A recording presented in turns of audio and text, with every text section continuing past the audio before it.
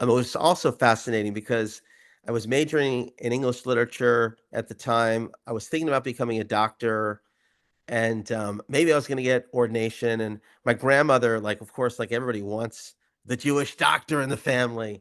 Of But course. then I took biology, I took chemistry, and then I was taking organic chemistry. And one of my friend's fathers said to me, and I was struggling, what do I want to do? And he said to me, he's a South African surgeon, and I'll do it in his accent.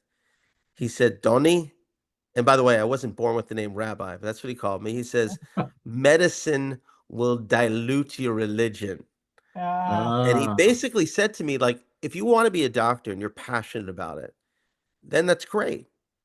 But if yeah. you're really committed to your faith and you're just doing it but not into it, it's going to bother you. So then when I told my grandmother I didn't want to be a doctor, she then said, well, maybe you should be a lawyer. So my The better guy. mom's brother, my mom's brother went to Wharton, Harvard Law, and she calls him up and said, can you get Donnie a job?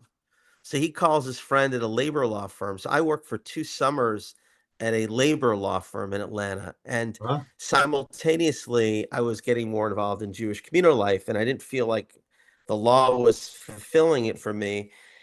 And then I moved towards the rabbinate. It really began to grow inside of me. And I would say while I was in my first years, I didn't know whether I wanted to go into education or the pulpit. So I did both. And I just really enjoyed working a lot more with adults. And that set me on the path to be a rabbi.